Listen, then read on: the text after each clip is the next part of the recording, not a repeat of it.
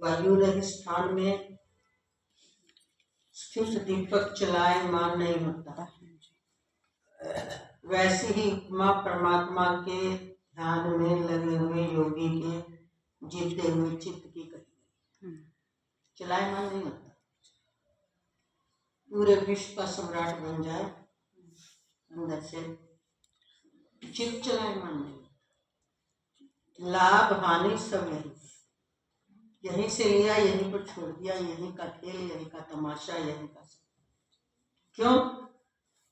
क्योंकि ये संसार है। जिस व्यक्ति से ज्ञान होता था वो ज्ञान ही मेरा स्वरूप है, इसलिए मैं ज्ञान स्वरूप ही सब में वास करके सब वस्तुओं का ज्ञान कर रहा हूं।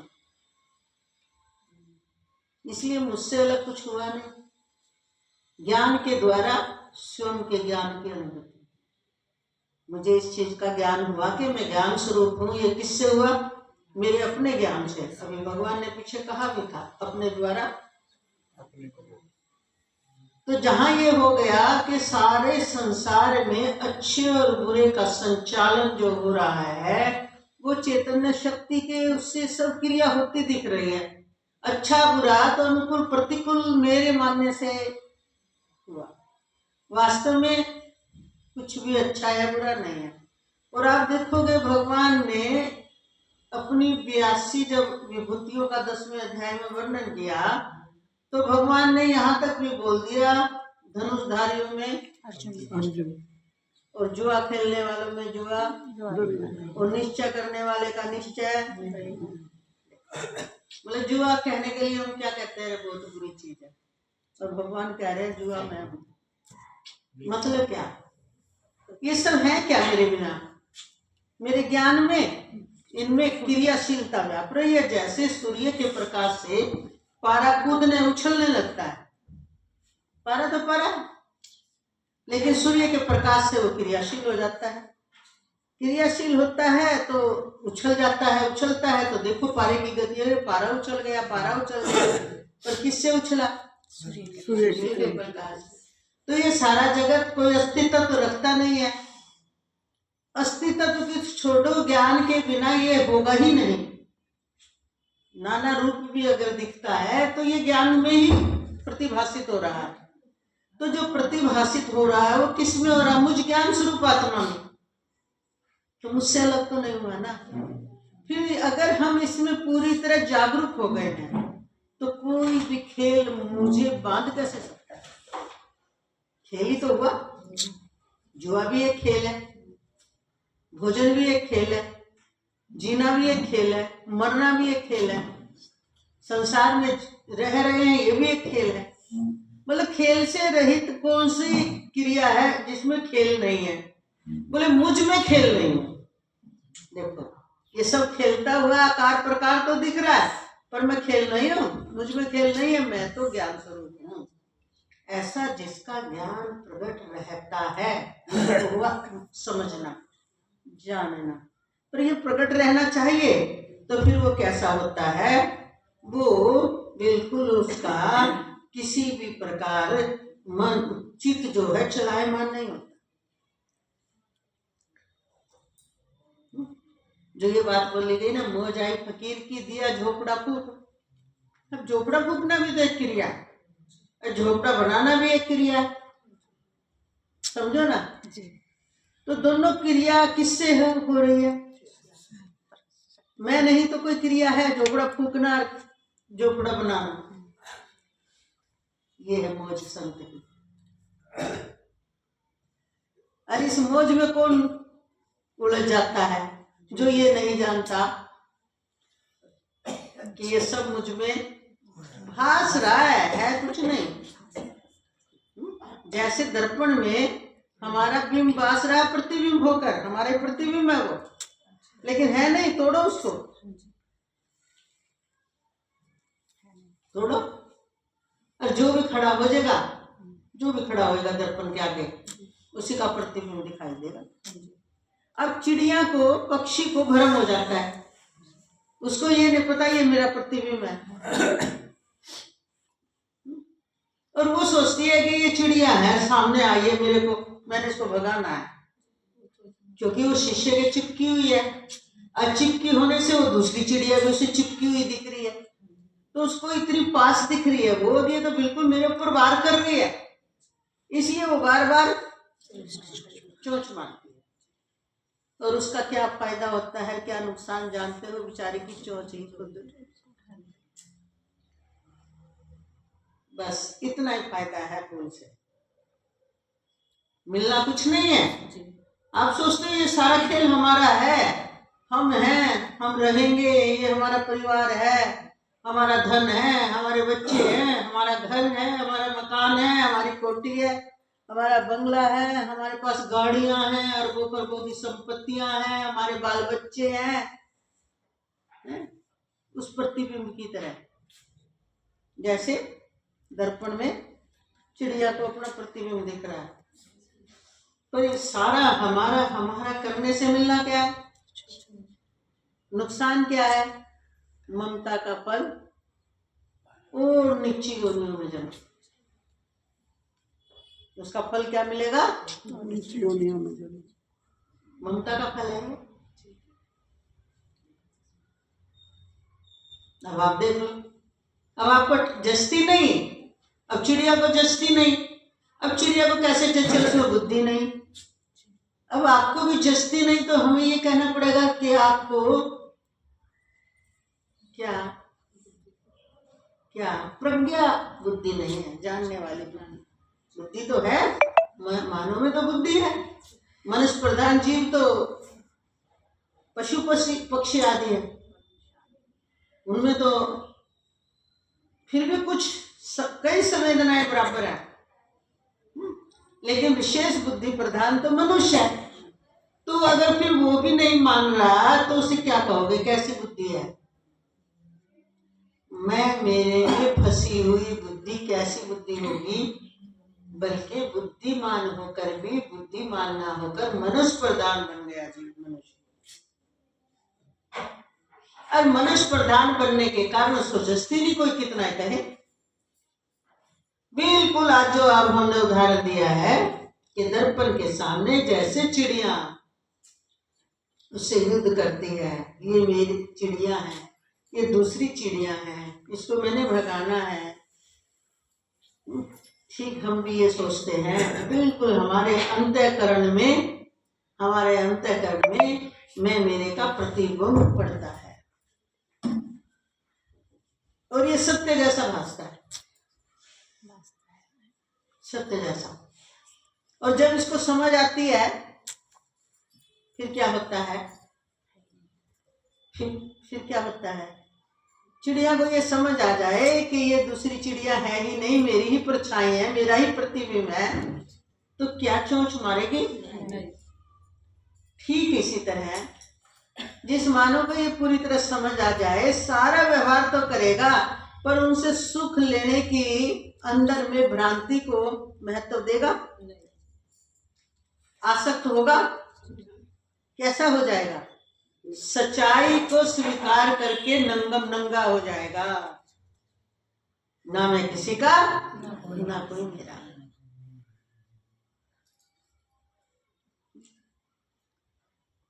ऐसी स्थिति हो जाती है। बस यही खेल है, खेल जिसको समझ में आ गया वो प्रभावित नहीं है, और जिसको समझ में नहीं आया वो प्रभावित। ठीक से भाई गद्दे वाली जगह खाली कर दो, थोड़ा थोड़ा सा जमीन में बैठने वालों को लिए जगह चाहिए। तुम सही बैठे हो, तुम गद्दा मत छोड़ दो, गद्दा छोड़ने के लिए हमने नहीं कहा, आगे पीछे होके बैठ जाओ। आगे हमारी बात समझ में, उदाहरण समझ में आया, पर उदाहरण का फायदा तब है जब अप्लाई करो। मैथ की प्रश्नावली होती थी ना, तो उसमें उदाहरण दिए जाते थे, और उदाहरण इसीलिए दिए जाते थे ताकि पूरी प्रश्नावली हल कर ले, और जिसको उदाहरण समझ में आ गया उसको समझो। अगर आपके मैथ में पूरे 30 प्रश्नावली, 30 पार्ट है, आपने हर एक का उदाहरण देख लिया, अब उसमें मुश्किल रकम भी आएगी, सब। पर आपने अच्छे से उदाहरण को अगर समझ लिया, मुश्किल से मुश्किल रकम भी आपके लिए, और अगर नहीं समझा, बच्चा भूल जा करता है। बच्चा क्यों कमजोर रहता है कि वो एक बार का उदाहरण पकड़ा हुआ एक ही बार अप्लाई करता है, दूसरा थोड़ा मुश्किल सवाल आया उसकी बुद्धि अटकी, पर ये मुझसे नहीं होगा, ये तो बड़ा ही जटिल सवाल है, इसमें वो चीज है ही नहीं। वो कहाँ भूल जाता है, उस सिद्धांत को भूल जाता है, उस फार्मूले को भूल जाता है। अगर उसे फार्मूला याद हो तो कितना मुश्किल रास्ता, कितना मुश्किल सवाल है। जो पढ़े लिखे हैं उनको सबको पता है, हर चीज में फार्मूला काम करता है। अध्यात्म में भी यही फार्मूला है कि मुझ ज्ञान स्वरूप आत्मा से ही हर चीज का ज्ञान हो रहा है। ज्ञान 2, 4, 10 अलग अलग नहीं होते, एक ही ज्ञान है। वो ज्ञान स्वरूप परमात्मा ही ज्ञान स्वरूप आत्मा है। सच्चिदानंद स्वरूप जो है उसी में पूर्ण ज्ञान है। तो सब कार्य उस ज्ञान में हो रहा है। तो अपने को क्या मानो, मैं ज्ञान स्वरूप आत्मा हूँ, सारा ज्ञान मुझसे है, हर विषय का ज्ञान के रूप में हर जगह विद्यमान हूँ। शरीर के रूप में नहीं, आकार के रूप में नहीं, स्वभाव के रूप में नहीं। स्वभाव सबके अलग अलग बरत रहे हैं। कोई खूंखार जीव बन गया है स्वभाव के वश होकर, वो तो अंतःकरण में जैसे संस्कार भरे वो अलग अलग है, पर सबको क्रियावत कौन कर रहा है, एक ही ज्ञान। ज्ञान में कोई भेद नहीं है, चाहे उधर है चाहे उधर है। तो हमारा वास्तविक परिचय किससे है, ज्ञान से। तो ज्ञान 2, 4, 10 नहीं हुआ करते, एक ही ज्ञान सभी अंतःकरणों में फुर रहा है और उसी के द्वारा सब क्रिया हो रही है। अब अंतःकरण में जो आपने जैसा भर लिया, अंतःकरण में जब आप ज्ञान प्रकाशित होता है और वो क्रिया करवाता है, जो भर लिया वही तो निकलेगा। फिर आप उसमें कहते हो मैं पापी, मैं धर्मात्मा, मैं दुखी, मैं सुखी, मैं आनंद में, मैं चिंता में। विषय क्या रह गया? आपका ये परिचय ही नहीं है। ये तो अंतःकरण में इकट्ठा किया हुआ अज्ञानता से संस्कार है। संस्कार आपका परिचय नहीं है, आपका परिचय है ज्ञान स्वरूप आत्मा। तो अपने परिचय में आप रहोगे तो आपको कभी भी दुख, अभाव, अशांति छू नहीं सकती। ये दुख, अभाव, शांति कब छूती है कि हम अपने परिचय में न रहकर हम अंतःकरण में बसने वाले इन संस्कारों का परिचय ही अपना परिचय बना बैठते हैं।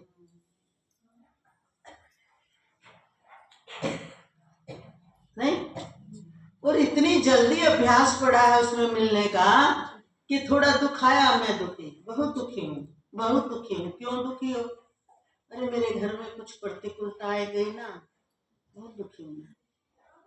ये तो तेरा परिचय तो नहीं है, तू कैसे दुखी है? तू ये है ही नहीं दुखी।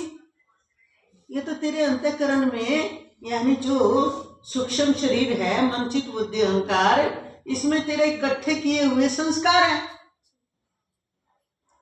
वो ठीक परिस्थितियों के अनुसार उदय होते हैं, कभी दुख के रूप में, कभी सुख के रूप में। कभी अनुकूलता आएगी, कभी प्रतिकूलता आएगी, कभी आनंद आएगा, कभी खाली हो जाओगे। आने दो। तेरा परिचय था, जो गुरु ने परिचय दिया था, तो ज्ञान स्वरूप आत्मा है, तो जरा उसमें ठहर, फिर बात करना। बोले जब मैं उसमें ठहरा तो देखा दुख पता नहीं कहाँ चला। अब ये अभ्यास हम इससे हटकर क्रियाओं को मैं मान लेते हैं, और क्रियाओं को मैं मानना ही प्रकृति के स्कंजे में फंस जाना है, और प्रकृति का ही ये सारा खेल है। आप कहोगे फिर व्यवहार, व्यवहार खूब करो ना, व्यवहार क्या दिक्कत है? सांवरे की शरण लेकर खेलो रे मैदान में। सांवरा कौन? ये ज्ञान स्वरूप आत्मा। इसी में डिग रहो, सारा व्यवहार करो। हम मन बन जाते हैं, हम कभी कभी बुद्धि बन जाते हैं, तो बुद्धि का अहंकार करते हैं, मैं बड़ा बुद्धिमान हूं। और कभी कभी हम मन की ही, बुद्धि की ही धारणाओं में फंस के कहते हैं मैं बड़ा ज्ञानवान हूं। मैं बड़ा ज्ञानवान, मतलब दूसरा ज्ञानवान नहीं है। ज्ञान एक दो कहां से हो गए? ज्ञान तो एक ही है, सब जगह पूर्ण है, उसका लोप कभी होगा भी नहीं। ज्ञान का कभी लोप नहीं होता। पूरी सृष्टि मिट जाएगी, ज्ञान स्वरूप तब भी प्रकट। तो अपने असली परिचय को क्यों भूल गए? क्योंकि हमें इन बनने और बिगड़ने वाले जो संस्कारों के माध्यम से बनते हैं ना, कभी अनुकूल कभी प्रतिकूल, वो जो धारणाएं बना रखी है, उन धारणाओं से प्रभावित हो जाना ही भूल। समझ आई हमारी बात? इसलिए भगवान कहते हैं, जिस प्रकार वायु रहित स्थान में स्थित दीपक चलायमान नहीं होता, जिसका ज्ञान ऐसे अडिग हो गया है, उसको ब्रह्म ज्ञानी कहते हैं, उसको ब्रह्मनिष्ठ कहते हैं। उसको जो भगवान ने कहा ज्ञानी तो मेरा ही स्वरूप है, ज्ञानी भक्त में मुझ में कोई भेद नहीं है, ऐसे ज्ञानी भक्त में भेद नहीं है। ये रोज सुबह ज्ञान, शाम को बुझ गया, दिन में कुछ स्थिति आ गई फिर बदल गए, वो थोड़ी, वो तो सभी के साथ है, वो अंतःकरण के धर्म से प्रभावित है। तो अंतःकरण के धर्म से अगर आप, कहावत है बकरे की माँ कब तक खैर मनाए, तो अंतःकरण के धर्म से प्रभावित होकर सोच रहे हो हम बड़े आनंद में थे, बड़े सुखी थे, आज पता नहीं क्या हो गया, कभी सुखी नहीं रह पाओगे। क्या पता कब धक्का लगे, कब आप दुख की मृत्यु पकड़ लो। इसलिए ध्यान दो बात। सत्य का फार्मूला ये है कि आपका परिचय आप ज्ञान स्वरूप आत्मा हो, इसके अलावा आपका कोई परिचय नहीं। इसलिए अपने घर में रहो, अपने सही परिचय में रहो, अपनी पहचान में रहो, अपने को भूले और घटना भूलना नहीं। चाहे उसको सतगुरु का स्वरूप कह दो, चाहे मेरे बिहारी जी का स्वरूप कह दो, क्योंकि आप सतगुरु का स्वरूप, बिहारी जी का स्वरूप कहोगे ना तो अपने को भूल जाते हो। इसलिए उसको क्या कहो कि मेरा परिचय ये है। किसने बताया? सतगुरु देव ने। किसने बताया? गीता जी में भगवान ने बताया। किसने बताया? सभी सत्य शास्त्रों ने बताया। किसने बताया? सभी महापुरुषों ने बताया। किसने बताया? वेद ने बताया। मैंने अपनी तरफ से बनकर नहीं बैठा हूं। व्यवहार में तो आप बड़ा दावा ठोक देते हो, ऐसे थोड़ी आई हूँ, शादी करा के आई हूँ तुम्हारे घर में, ऐसे थोड़ी आई। बोले क्या प्रमाण है शादी का? सारे प्रमाण दिखा देते हो। तो ऐसे ही थोड़ी आप ज्ञान स्वरूप आत्मा बने हो। प्रमाण है, सत्शास्त्र प्रमाण है, गीता जी पढ़ रहा, उपनिषद प्रमाण है, ब्रह्मसूत्र प्रमाण है, योग वशिष्ठ प्रमाण है, महापुरुषों के अनुभव प्रमाण है, सदगुरु प्रमाण है ना आपके पास बहुत सारे प्रमाण। अपनी मर्जी से कहाँ कर रहे हो? लेकिन किसी की नहीं माननी, व्यवहार में थोड़ी सी बात में मान लेंगे। अब थोड़ी सी कोई बोल दे आज किला रोड पे 100 रुपए की चीज 20 रुपए में मिल रही है, तो चलाने ठंड कुछ नहीं होती। देखी भी नहीं है कि नहीं, झूठा ही मान लिया। और ये पुख्ता है फिर नहीं मानते। तो इससे क्या सिद्ध हुआ? अंतःकरण से प्रभावित होकर के हम अपने स्वयं के वास्तविक स्वरूप को भूल गए हैं। बस यही हमारी भूल है और कुछ नहीं। इसलिए भगवान ने क्या कहा कि फिर वो कभी चलायमान नहीं होता। वैसे ही उपमा परमात्मा के ध्यान में लगे हुए योगी के जीते हुए चित्त की कही गई है। जीता हुआ चित्त की कहा, क्योंकि वो अंतःकरण से प्रभावित नहीं होता। जो अंतःकरण से प्रभावित नहीं होता उसने चित्त को यानी अंतःकरण को जीत लिया। सीधी बात है। हम छोटी छोटी बात में प्रभावित हो जाते हैं। योग के अभ्यास से निरुद्ध चित्त, जब योग का यानी बार बार इस स्वरूप में, ज्ञान स्वरूप आत्मा में, सर्वत्र व्यापी स्वरूप में बार बार वृत्ति ध्यान लगाती है, बार बार अपना पूरा ध्यान वहीं फोकस करती है, उससे चित्त निरुद्ध हो जाता है। यानी चित्त में जो वासनाएं थी उससे आपका कनेक्शन कट जाता है, नहीं तो वासनाओं से कनेक्शन बना रहता है। आप अब ये मानने की भूल नहीं करते कि अंतःकरण मैं हूं या मेरा है। ना अंतःकरण मैं हूं ना अंतःकरण मेरा है, इसको बोलते हैं निरुद्ध हो जाता है। ऐसा चित्त जिस अवस्था में उपराम हो जाता है ना, योग के अभ्यास से निरुद्ध चित्त जिस अवस्था में उपराम हो जाता है और जिस अवस्था में परमात्मा के ध्यान में शुद्ध हुई सूक्ष्म बुद्धि कर लिया ना, सारा शुद्ध, उसके द्वारा परमात्मा को साक्षात, देखो बुद्धि का सारा भी लिया है, स्पष्ट बोल रहे हैं, उसके द्वारा परमात्मा का साक्षात्कार साक्षात करता हुआ सच्चिदानंद घन परमात्मा में ही संतुष्ट रहता है। कौन सी बुद्धि के द्वारा? शुद्ध की हुई बुद्धि। हमने भी 2-4 दिन पहले भी बताया होगा कि हर आयुर्वेदिक दवाइयों में पारा मिलता है और पारा अपने आप में जहर होता है, पर कब मिलता है? वो पूरी तरह 200-300 बार शुद्ध किया जाता है, इतना शुद्धिकरण कर देते हैं कि अब वो पारा अमृत हो गया है और वो अमृत तुल्य काम करता है।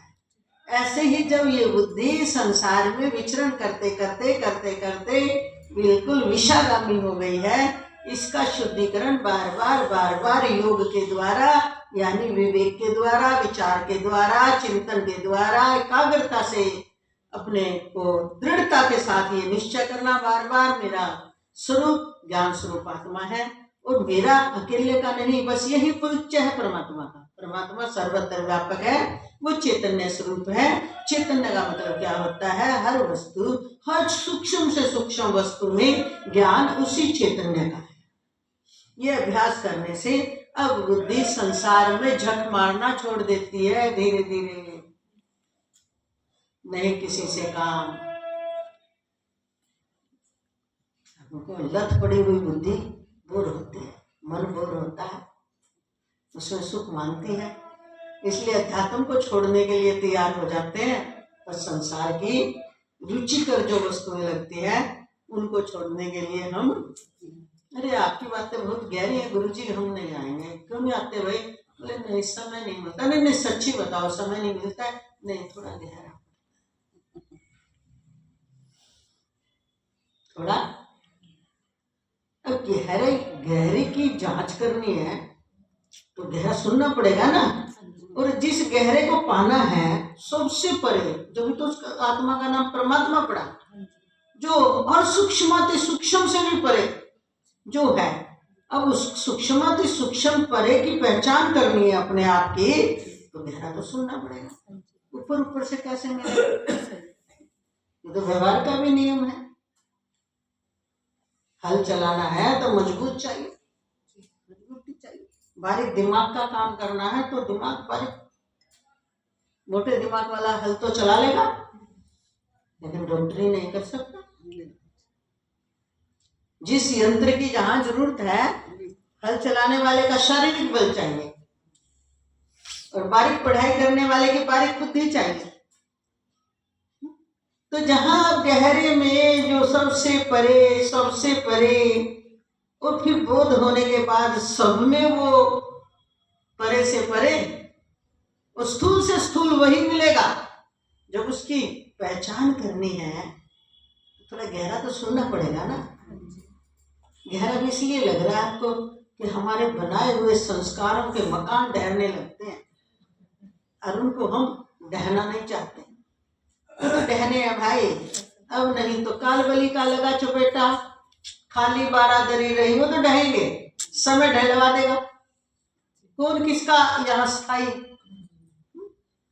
हम कल भी हम सोच रहे थे, हमारे देखते देखते कई तो कुटिया में से चले गए, कई वहां से चले गए, कई हमारे पुराने साथी गुरु बहने चली गई, सब चले गए। आज उनका कहाँ नाम निशान है? लेकिन जो महापुरुष थे, शरीर तो आज उनके भी नहीं है, उनकी वाणी, उनकी समृद्धि ज्ञान के रूप में कार्य कर रही है।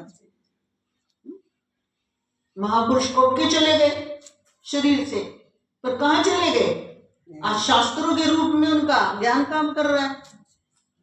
तो ये जो आकार के क्या मोकट्टे से पहने हम बैठे हैं ना, ये तो पता नहीं कब फिसलेंगे और हम ही छोड़ दें, अंदर से इनका लगाओ, शहंशाह बनकर अपनी शहंशाही में हम जागृत रहे, तो एक सुख ना ले लेंगे असली मोकट्टे में बैठ के। अब कौन सा सुख ले रहे हो? लत है, भोगों की लत है, वो छूटती नहीं है। और फिर भोगों की भी लत ले लो ना, आनंद में आकर ब्रह्मानंद के रूप में। हलवा बनाया, आपको बड़ा पसंद है, वाह, साक्षात क्या है, ब्रह्म भोज है, पूरा आनंद भरा हुआ है। ऐसा आपका भाव आते अंदर से भी आनंद प्रकट हो गया, आपने ले भी लिया, उसे पा भी लिया और आनंद भी ले लिया। और रसन इंद्री के भी स्वादु नहीं बने, देखो पेट भी भर गया, सारे कार्य हो गए। कपड़े पहन लिए आपने बहुत, अरे इतने सुंदर सुंदर वस्त्र, प्रकृति इतने सुंदर, खेल है प्रकृति का कितना सुंदर, कि पहले पेड़ उगाए हैं, फिर उनमें रुई आई, उनके धागे बने, कहीं रेशम के, कहीं गरम, कहीं कुछ, और अब देखो ये शरीरों को कैसे ठंड से रोक रहे हैं, पतले वस्त्र पहनो जो कितने कैसे गर्मी से रोक रहे हैं, कितने सॉफ्ट है, कितने मुलायम है, वाह कलाकृति। आनंद आ गया, ब्रह्मानंद में आ गए, पहन भी लिया और देख रहे हो ब्रह्म। रात देखो 20,000 की 20,000 की 20,000 की 20,000 और 20,000 और गले में ला दी कलाकृति। तुरंत घुमा दो बात को, तुरंत उसे देख लो जिससे ये सब दिख रहा है। हमारे से तो दिख रहा है, आप नहीं हो तो कुछ दिखेगा? अपने को जो भी याद कर लो, वाह बड़ा आनंद है इस सृष्टि में, कितनी सुंदर, कमाल के ज्ञान की बारीकी है, वह परमात्मा की ज्ञान की शक्ति की अनंतता, क्या एक से एक ऐसे समुद्रों पे भी पुल बांध लिए और प्रकृति की छवि देखते ही बनती है, वाह हर जगह आनंद। जा नहीं पाते मोबाइल में ले लो, टीवी में ले लो, आनंद में आ जाओ, वही ब्रह्मानंद की समाधि लग जाएगी। सब देख भी लिया, कोई संस्कार भी नहीं बना और ब्रह्मानंद का रस भी ले लिया। ये तरीका होता है रस लेने का। संतों ने क्या किया, हमारे स्वामी निश्चलानंद जी शंकराचार्य जी, वो एक बार बता रहे थे, जब वो संत बन गए तो पैदल यात्राएं करते थे उस समय। बोले 3 दिन का रास्ता था। एक संत मेरे साथ और थे, शायद लक्ष्मणपुरी ही हो उनके साथ, निश्चलानंद जी के साथ, है ना, लक्ष्मणानंद जी। तो अब 3 दिन से कुछ नहीं मिला था, रास्ता अभी भी भूख लगी बड़ी तेज। उन्होंने कहा चल नहीं पाएंगे, चल नहीं पाएंगे, कुछ लेना पड़ेगा। अब लेने के लिए दूर दूर कुछ नहीं, तो घास है, घास तो उगी जाती, घास इकट्ठी कर लिया, घास को कूट लिया, कहीं से पत्थर उठा के चटनी सी बना, फिर उसके गोल गोल लड्डू बना लिए, ऐसे चूरने की तरह। निश्चलानंद जी स्वामी महाराज श्री बता रहे थे ब्रह्मचारी कि मैंने कहा खाना तो मुश्किल है, घास को अंदर ले जाना मुश्किल। तो जो उनके साथ थे उन्होंने कहा जब किसी दिन पकवान खाया होगा ना, पकवान भी तो पाया होगा किसी दिन, तो उसकी स्मृति करो और उसकी स्मृति में लग जाओ, जो भी आपने बढ़िया से बढ़िया जिस दिन भोजन पाया था, और उसकी स्मृति करते करते बस यही तक का तो खेल है, 2 इंच जीव का अंदर गए बराबर, उसकी स्मृति करते करते इसे सब अंदर, मेन कार्य तो भूख मिटाना है। बोले ऐसे किया पता भी नहीं चला, तो सारा खेल स्मृति का ही तो हो गया। देखो हम इसको यहाँ ला रहे हैं कि आप जो भी चीज अच्छी लगे आपको, मन फंसे मन ना फंसे, ब्रह्मानंद ले आओ। वाह क्या कलाकृति है ब्रह्म का, इतना अनंत ज्ञान शक्ति का प्रयोग क्या बना करके रख दिया सामने। आपका संस्कार ही नहीं बना और आपसे ज्यादा सुख किसी दूसरे ने नहीं लिया। ये तरीका है। और चिंता रहित, अहंकार रहित, अहंकार नहीं बंधेगा तो इतने के वस्त्र पहने हुए हैं। किसी भी तरह का अहंकार का संस्कार, क्योंकि अहंकार पतन का कारण होता है, आपके अंदर पैदा ही नहीं होगा। और अगर पैदा हो भी गया थोड़ा बहुत, तुरंत आपको दिखाई पड़ जाएगा कि हाँ, मैंने बोला जरूर है ब्रह्मानंद ब्रह्मानंद, पर मेरी मुक्ति अहंकार में बोल रही है। तो ज्ञान की क्वालिटी बढ़ जाएगी, और ज्ञान की क्वालिटी जैसे जैसे आपके अंदर से बढ़ती चली जाएगी, खेल सारा ज्ञान का। ये तो आप जानते हो, जिसका जितना ज्ञान बढ़ा हुआ है वो उतनी बारीक बारीक पढ़ाई करके वैज्ञानिक बन जाते हैं, डॉक्टर बन जाते हैं।